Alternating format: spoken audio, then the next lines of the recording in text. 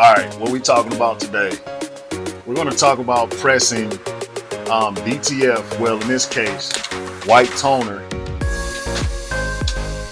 a white toner DTF. Right? They say you can't put this on hard material, but we're gonna figure this out today because this is hard acrylic right here, and these are director films I pressed on here for some wall art I'm making for my studio, and just look how good that came out.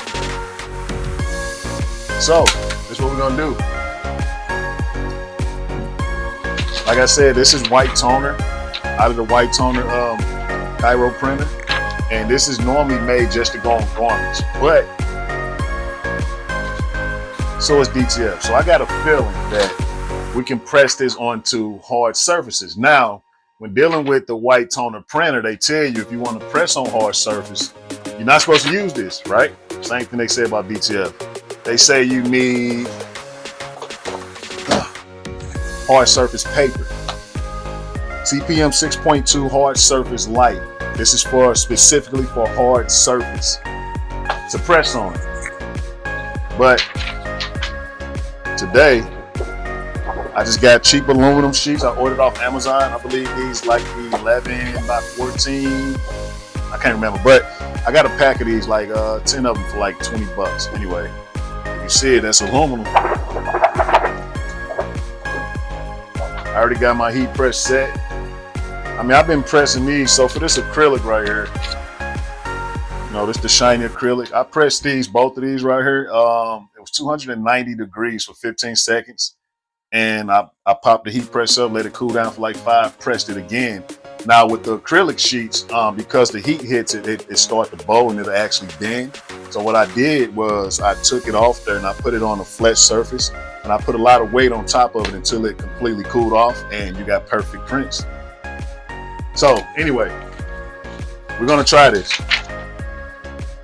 Just something I printed off of my white toner printer. I already married it with the A and B sheet. I'm gonna see if it press on her. I got a good feeling it will. So, all right, let me reposition my camera so you guys can see this. Okay, we back. Yeah, this is just a test run, so I'm not even too, not gonna be too careful because I don't care, you know, what it do to this. I just want to try to figure this out, because if this will work, not only would it say it will save you hundreds of dollars, because if you own a white toner printer, you know, like when the ink runs out or the paper, the media runs out, this stuff is not like 20 bucks for like a full pack of 100 A sheets and B sheets just to print on garments. It's like 420 bucks, right? And it's just expensive for like 100 pack of the hard surface paper. So that's why a lot of people are afraid of this machine. But I figure since we growing as a community, right, this is the type of stuff we have to do. But if this worked, what I'm trying to say is you don't have to necessarily buy hard surface paper for the white toner. You can just use the A and B sheets for everything, right? So let's just figure this out. Let's see if it'll work. Let me find my parchment paper. Give me 2 seconds. Here we go.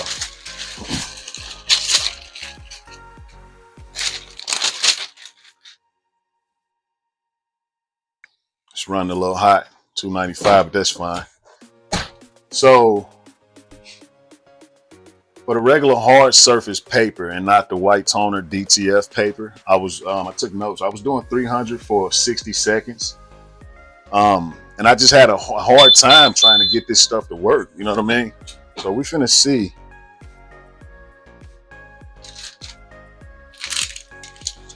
Yo, that actually looked like it's stuck on there, like pretty good as well. That's now, I don't know if this is a cool peel. Let's see. Now, if I try to peel it and any of the ink try to not stick to the bottom, I'm gonna let it completely cool off. Yeah, that sucker hot. You guys make sure you wear gloves. Tell you what.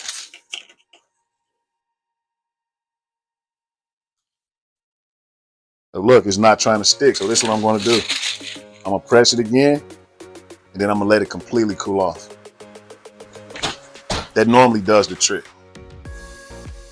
Another 15-second cycle, and I'm going to let it completely cool off.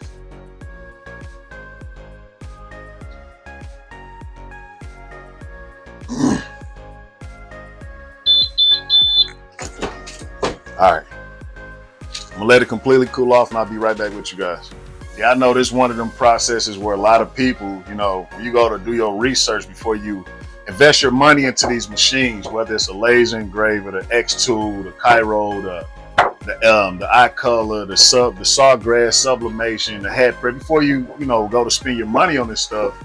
See, what I did, I just didn't do too much research, which wasn't smart of me. I just knew I wanted to be an entrepreneur. So I'm like, okay, I got this money set aside. Let me just buy this stuff.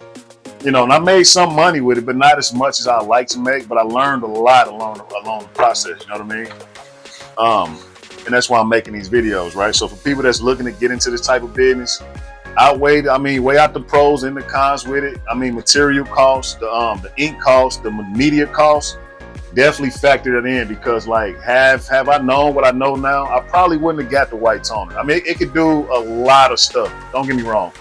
This thing can do a lot of stuff. But for what I'm doing, I don't necessarily need the white toners. You know what I mean? So, but anyway, this thing is like cooled off now. Let's see. I'll turn this. All right, here we go. So this thing is like cooled off. Let's see if it peel off the. Can't seem to get it.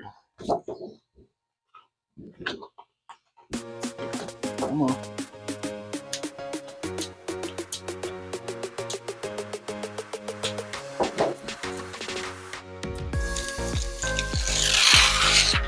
So this is how wild this stuff is, right? This is white toner. This is a DTF white toner that's made for garment. You guys just watched me press this onto a hard surface, right? And this is the type of stuff I'm talking about. Why do I need hard surface paper to print on hard surface when DTF does it? Look at this. Then look at the print. I just saved you guys a lot of money. If you watch this video, I'm just saying, a direct film, DTF can print on a lot of stuff, right? Look at that. And I don't even think it needs a second press. It looks amazing. Another thing, I'm gonna show you guys something. Hold on, give me 2 seconds.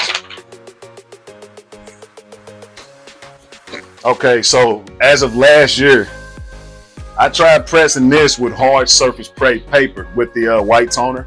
If you can see this, right? You see how the image all peeling off there? So the hard surface paper didn't even work with a hard surface, is what I'm trying to tell you.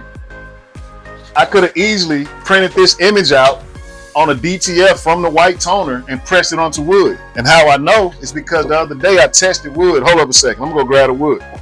1 second. Wait.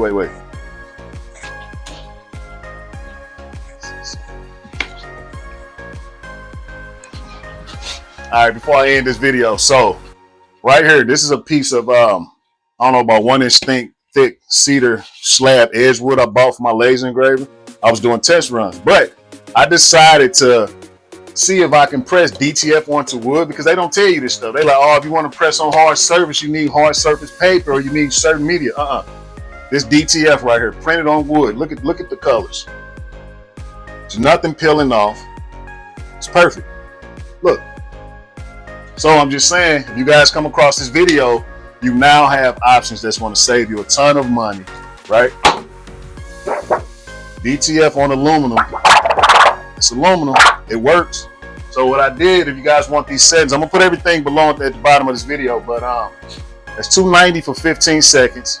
Pop it up, let it cool for like 10 seconds, and then hit it again and let it completely cool, and it peeled off. It's perfect. I mean, it's the exact same thing I did for wood and acrylic. So it's like, okay, I don't necessarily need, these certain machines. If I can just get one, a DTF, to do all of this stuff. All right, if you guys like this content, make sure you like, subscribe. My name Rob. Thanks for watching. Share this with your friends. Anybody that's looking to get into this business, I got a whole lot more content coming. Yeah, I'm just gonna flood YouTube, because I've been doing this now for like 2 years and I've learned a lot. And yeah, we off to the races. On my next video, let me show you guys something. So on my next video, this is what I'm going to attempt to do. So these are cheap dollar tree rugs. It's 11 by 17 DTF. 11x17 DTF. I'm gonna try to press that. This should work, but I'm not sure. So that's the next video that's coming. Until next time, you guys be great. Holla back.